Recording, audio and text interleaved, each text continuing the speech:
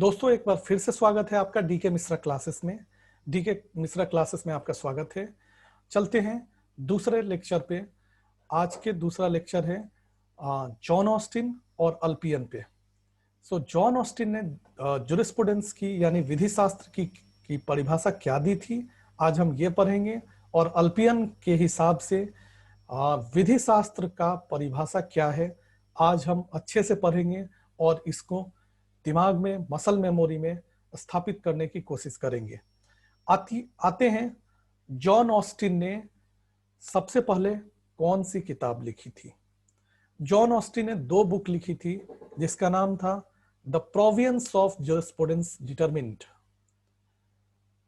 Book का नाम जरूर पूछता है हर एग्जाम में, चाहे जो भी कॉम्पिटिटिव एग्जाम हो, तो आप बताएंगे कि जॉन ऑस्टिन ने 2 किताब लिखी। एक किताब का नाम था प्रोवियंस ऑफ जुरिस्प्रूडेंस डिटरमाइन एंड दूसरे किताब का नाम था अ प्ली फॉर द कॉन्स्टिट्यूशन। एक किताब 1832 में लिखा गया और दूसरा किताब 1859 में लिखा गया, यानी 1859 में। नेक्स्ट इनके फिलॉसफी पे आते हैं।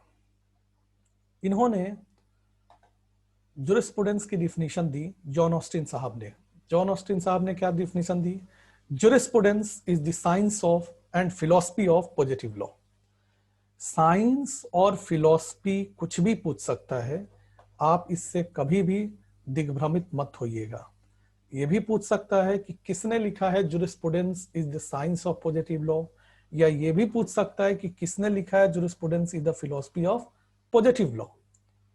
चाहे वो कुछ भी पूछे, आपको पॉजिटिव लॉ याद रखने हैं, साइंस या फिलॉसफी ऑफ पॉजिटिव लॉ।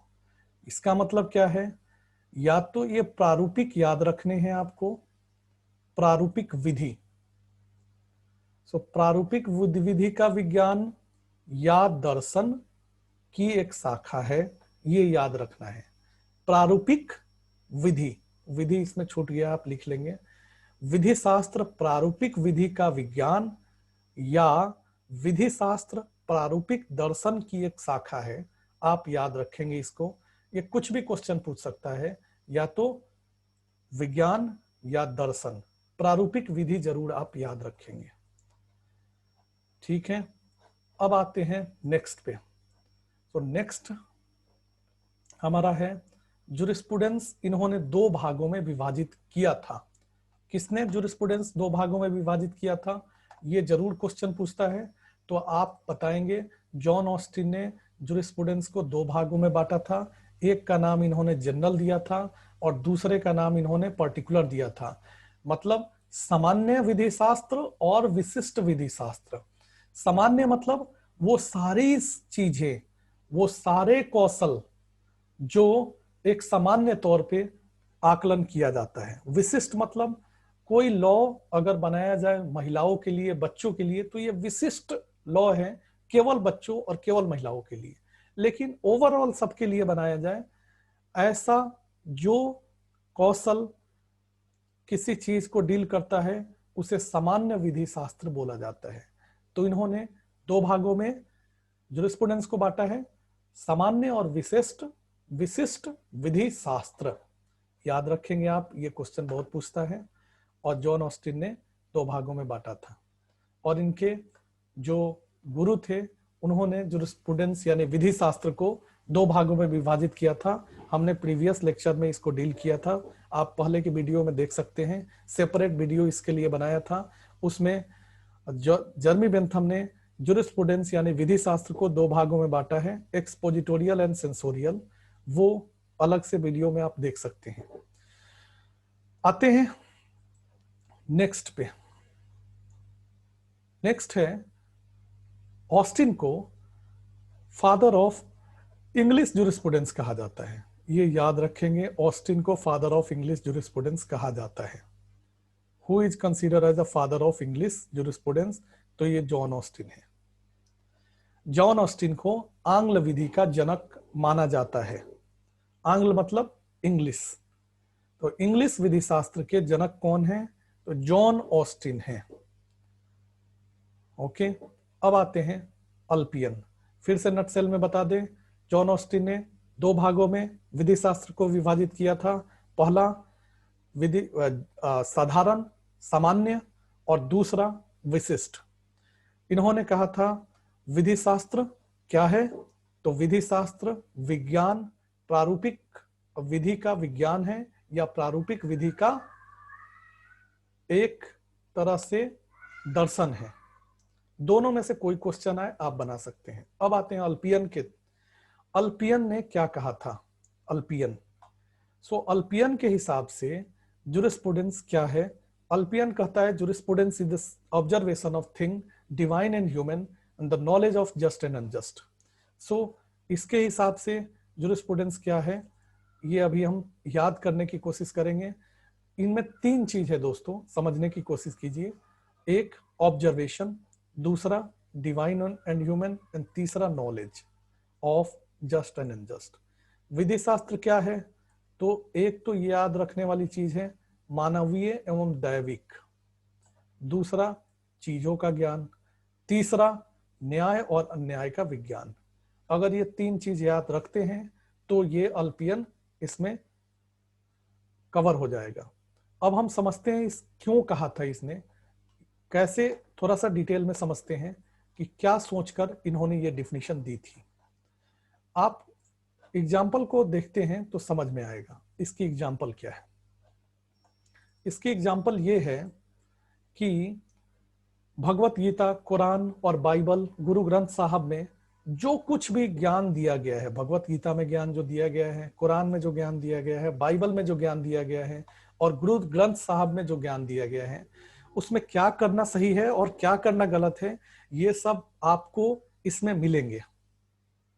चीजों का ज्ञान कैसे हो, ये सब कुरान, बाइबल और गुरु ग्रंथ साहब में दिया गया है। तो कहां से आया भगवत गीता? कहां से आया? तो अर्जुन और कृष्ण के संवाद से आया। तो कृष्ण, भगवान कृष्ण कौन थे? तो गॉड को रिप्रेजेंट करते थे और नर और नारायण कहा जाता है। तो इसी को हम कहते हैं ये क्या मानवीय एवं दैविक के संबंध से आया। कुरान कैसे आया? तो मानवीय और दैविक के संबंध से आया। पैगंबर मोहम्मद साहब एक इंसान थे और उनको सेंट गैब्रियल के हीरा नामक गुफा में सेंट गैब्रियल के थ्रू अल्लाह ने पैगाम भेजा और उन्होंने जो कुछ भी प्रीचेस दिए उसके हिसाब से कुरान बना। सिमिलरली बाइबल का भी वैसा ही है। जो कुछ भी जीसस क्राइस्ट साहब ने अपने अनुभव, अपने रिवेलेशन से बताया, गॉड के रिवेलेशन से, वो बाइबल बना। गुरु ग्रंथ साहब भी कुछ ऐसा ही है। गुरु नानक देव ने जो कुछ भी एस्टेब्लिश किया और सभी गुरुओं ने, वो गुरु ग्रंथ साहिब हुआ। तो इसका मतलब क्या है? जो कुछ भी knowledge in Bible, Quran, Bhagavad Gita और गुरु ग्रंथ साहिब से हमें मिलता है वो मानवीय और दैविक संबंधों पर आधारित है और जो वो चीजों का ज्ञान होता है वो न्याय और अन्याय को डिटरमाइन करता है और न्याय और अन्याय का विज्ञान साबित होता है और ज्ञान साबित होता है। वही है विधि शास्त्र अकॉर्डिंग टू अल्पियन।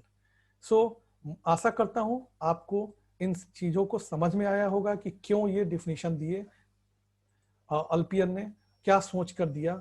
बस आप ये चीज याद रखें, भगवत गीता, कुरान, बाइबल, आसानी से इसका डेफिनेशन आपको याद रहेगा। आते हैं 3 आवश्यक तत्वों पे जो अल्पियन ने दिया था डेफिनेशन में मेमोरी के लिए। पहला दिया था ऑब्जर्वेशन ऑफ थिंग, यानी चीजों का ज्ञान। दूसरा डिवाइन एंड ह्यूमन रिलेशन, मानवीय और दैविक संबंध। तीसरा है नॉलेज और science of just and unjust, यानी न्याय और अन्याय का ज्ञान या विज्ञान। यही है उसके डिफिनीशन में 3 चीज आप याद रखें।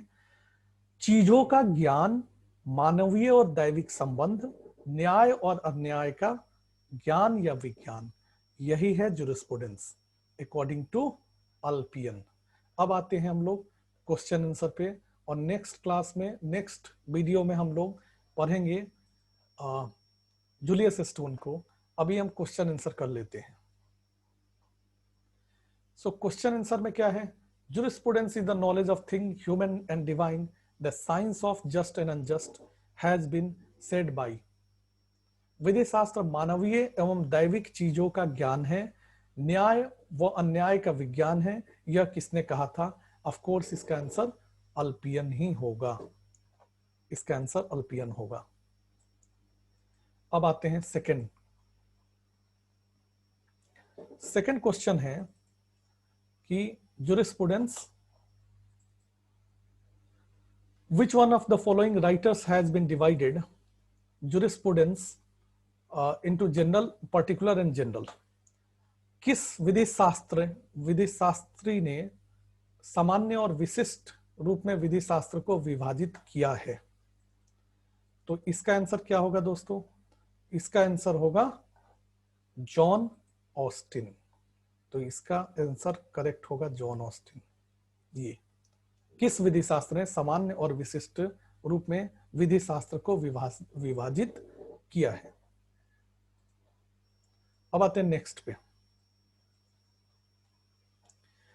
Which one of the following jurist has written the book Province of Jurisprudence Determined? निम्नलिखित में से कौन प्रोवियंस ऑफ ज्यूरिस्प्रूडेंस डिटरमिन्ड पुस्तक का लेखक है? यह हमेशा क्वेश्चन पूछता है। तो इसका आंसर क्या होगा? इसका आंसर होगा जॉन ऑस्टिन। इन्होंने ही एक बुक लिखा था प्रोवियंस ऑफ ज्यूरिस्प्रूडेंस डिटरमिन्ड। नेक्स्ट